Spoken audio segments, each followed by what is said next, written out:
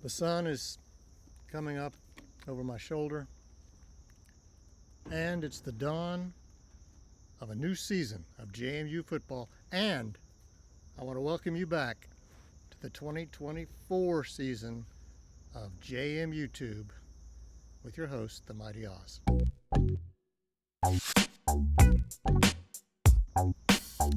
Now, college football season has kicked off already, and JMU will take on the University of North Carolina, Charlotte, this Saturday. We'll get to that game in a minute, but first let me tell you about the theme for today's show. Our theme today is mystery. As in, it's a mystery what this year's edition of the Dukes will look like. We've got only a handful of returning starters, 6 I think. But who knows who's going to start? It's a mystery. We got 58 new players, maybe 60. I'm not good on stats. Over 30 new staff members, including new head coach Bob Chesney. So how will JMU look in this new Bob Chesney era? Like I said, it's a mystery.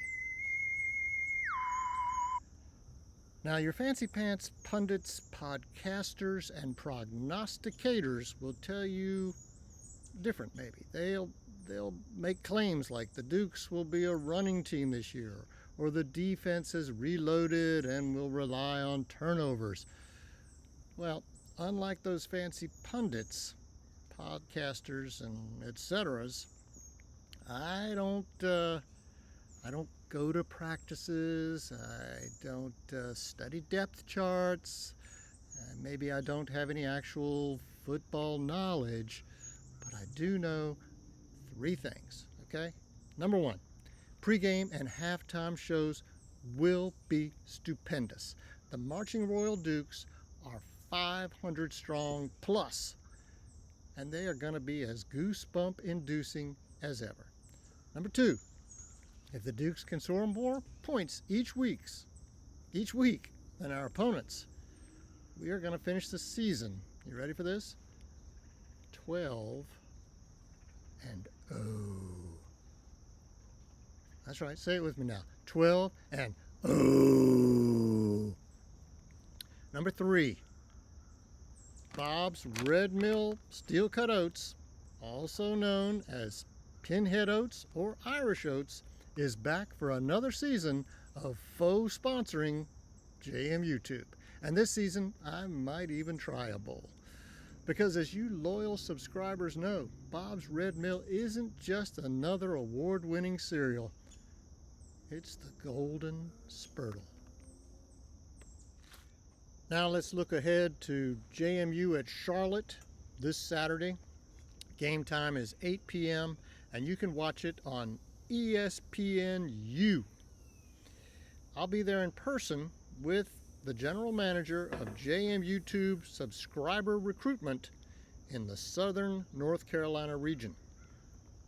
He's an important guy. Now, Charlotte plays in Jerry Richardson Stadium, and Charlotte's nickname is the 49ers. Why? Again, it's a mystery. There's really no way to know unless I was willing to do research, which I am not. Now let's look at the JMU Dukes, and here's what's top of mind for just about every fan. Who will be our quarterback? Again, it's a mystery, but my money is on one Dylan Morris. He's the redshirt senior who transferred to JMU all the way from the Washington Huskies. Now that's a big-time program. They were in the national championship last year, so Dylan Morris was a Michael Penix's heartbeat away from starting in that game. Here's what I've noticed after about 10 seconds of careful film study of Dylan Morris. Okay, his passing technique is unique.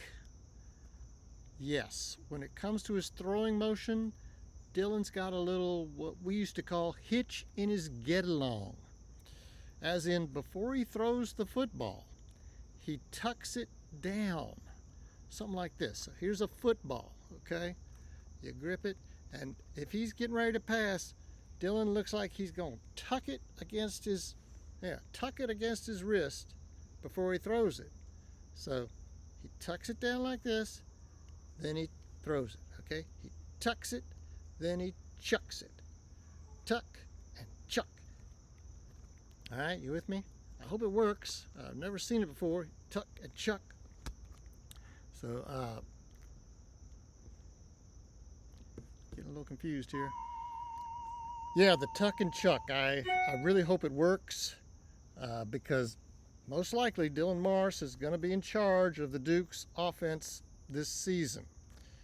So Mr. Dylan Tuck and Chuck Morris, JMU Nation is solidly behind you, no matter how weird those passes might look, as long as you complete them and win games. Otherwise, you know, there's Alonzo Barnett III. Okay? But we're with you. Yeah, go Dylan Morris. Okay, now, I know the theme of this show has been mystery, but I'm about to solve that mystery like Scooby-Doo and his team, okay? Because I know you count on Mighty Oz and JM YouTube for reliable football scoring predictions. This week, I'm going to go out on a limb and say that JMU gets off to a little bit of a slow start. You know, so much is new. It might take a while for them to mesh a little bit, but this is a winning program. This is a winning culture. I know programs and culture don't win games. Players win games. Coaches help players win games. But we've got some great players. I think we've got terrific coaches in place. So despite the slow start, I think as the game progresses, the Dukes are going to assert themselves. Talent will out.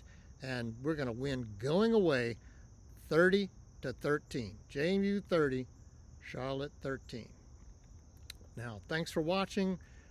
Don't forget to like and subscribe. It's down there somewhere underneath me. Right now, our subscription count is a mystery. Mainly because Scott, the producer, I think is trying to save my ego. Or maybe he just, you know, doesn't want me to get a big head. But I'm pretty sure we're still a bit shy of that 1,000 subscriber goal. Yes, it's a lofty goal for an old coot with no real football knowledge, but a man can dream.